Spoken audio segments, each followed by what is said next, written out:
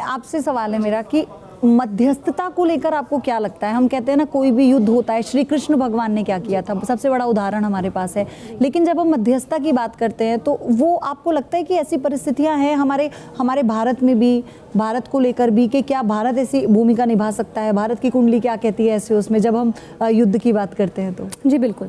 देखिए, एक बात मैं और साथ में ऐड करना चाहूँगी। पहले क्या होता था ना कि कई सालों में एक ग्रहण आता था। हाँ। अब ग्रहण एक के बाद ग्रहण आने लग गए हैं। साथ ही में जो अभी मास चल रहा है, जो मंथ चल रहा है, अक्टूबर नवंबर जो समय होता है, उस समय हम लोग पंखे में भी नहीं सोते क्योंकि इतनी ठंड होती है। अब देखिए कि कितनी गर्मी के एसी पंखा चला के हम लोगों को सोना पड़ रहा है। तो एक के बाद तो एक जो ग्रहण आ रहे हैं, कहीं ना कहीं वो भी बहुत बड़ा कारण है युद्ध का।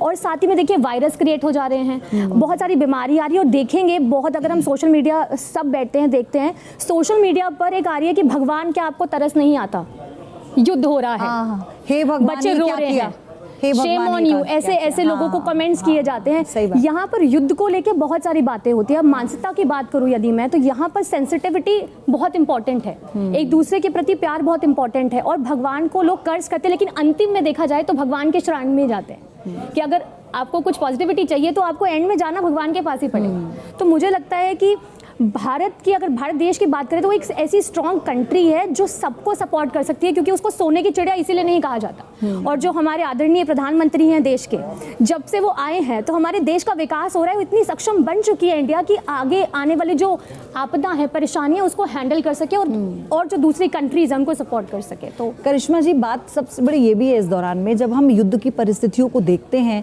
तो ऐसे में हमने वो तस्वीरें देखी हैं जो विचलित कर रही हैं मन को, चाहे वो कहीं की भी तस्वीरें हों।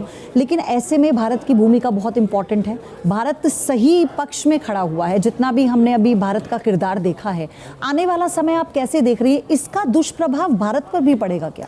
देखिए, मुझे नहीं लगता कि इसका दुष्प्रभाव भारत पे पड़ेगा, क्योंकि अभी जो स्थिति बन रही है, जो भी ये स्थिति है, आने वाले 2027 तक, मैं बिल्कुल सहमत हूँ प्रकाश जोशी जी की बातों से कि आने वाले 2027 तक इस तरह की स्थितियाँ बनेंगी। जो ये ग्रहण भी पड़ रहा है, कहीं ना कहीं ये और ज़्यादा युद्ध को बढ़ा सकता है। जैसे कि अभी इजराइल और हमास के बीच में युद्ध हो रहा है, तो कहीं ना कहीं ये चीज़ें और ज़्यादा बढ़ सकती हैं। और ज़रूरी नहीं है कि इन्हीं कंट्रीज़ के बीच में, बल्कि जो सिविल वॉर, जो साइलेंट वॉर, जो कोल्ड वॉर अभी चल रही हैं और भी, तो वो भी कहीं ना कहीं एक दोबारा से एक अग्नि का रूप ले सकती हैं। तो कहीं ना कहीं भारत एक अहम भूमिका जरूर निभा सकता है, मगर कहीं ना कहीं इसका जो प्रभाव है वो भारत के ऊपर मुझे नहीं दिखता कि आएगा आने वाले समय में। और नीति जी, जब हम राजनीति की बात करते हैं, आप उस पर भी बड़ी मुखर रहती हैं, आप जानती हैं ज्योतिष के लिहाज से भी इस चीज़ को, जब हम दुष्परिणाम की बात करते हैं भारत को लेकर, तो वो हमें बताया करिश्मा जी ने। लेकिन भारत के जब हम किरदार की बात करते हैं आगे आने वाले फ्रंट फुट पे, तो उसे आप कैसे देख रही हैं? और सबसे बड़ी बात ये, चंद्र ग्रहण कैसे चीज़ों को बदलता है वैश्विक तौर पर? कोई भी ग्रहण, क्योंकि हम चंद्र ग्रहण पर बात कर रहे हैं, मुझे ये भी बताइए आप। देखिए, ग्रहण के प्रभाव से, जैसे मैंने बताया कि युद्ध की स्थिति या भूकंप की स्थिति, प्राकृतिक आपदाएं होती हैं, और ये प्रकृति का एक नियम है। ये एस्ट्रोनॉमिकल इवेंट है जो एक टाइम ड्यूरेशन के बाद होना ही होना है।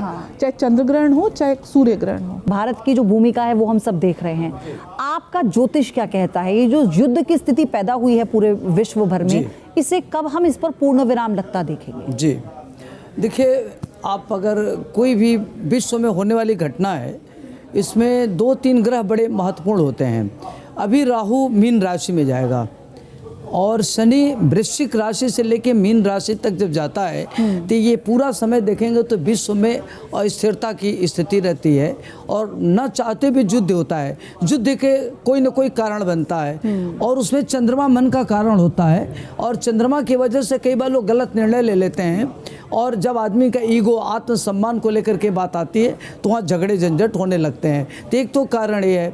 दूसरा, अभी राहु जब मीन में आएगा तो 1.5 साल स्थिति अभी युद्ध की बहुत ही भयानक रहेगी, और ये होता रहेगा, उसमें कम होने की भूमिका दिख नहीं रही है।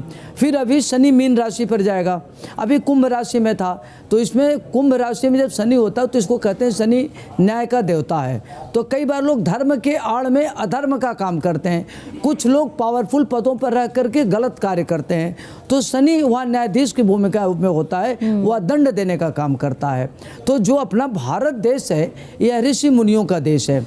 इसमें जो मोदी जी की कुंडली को अगर देखा जाए तो उनका जो लग्नेश भाग्येश चंद्रमा है लग्न में बैठा है, नीच मंग राजयोग बना रहा है, और बृहस्पति उनका द्वितीय भाव में धनु राशि का है, शुक्र शनि दशम भाव में है।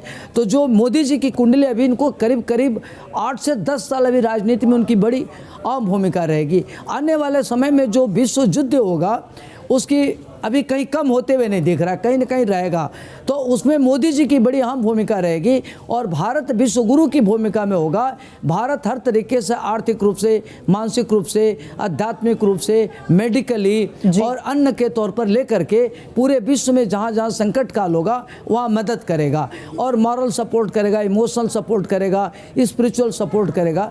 उसमें भारत की भूमिका बहुत बढ़ जाएगी। तो भारत के लिए कालखंड बहुत महत्वपूर्ण है, भारत आगे बढ़े। और कई बार आपने देखा होगा कि महाभारत में स्वयं नारायण थे, पार ब्रह्म परमेश्वर थे, भगवान कृष्ण युद्ध नहीं चाहते थे। कई बार कई तरह की चीजें होती हैं, जो घटनाएं होती हैं उसको कोई रोक नहीं सकता।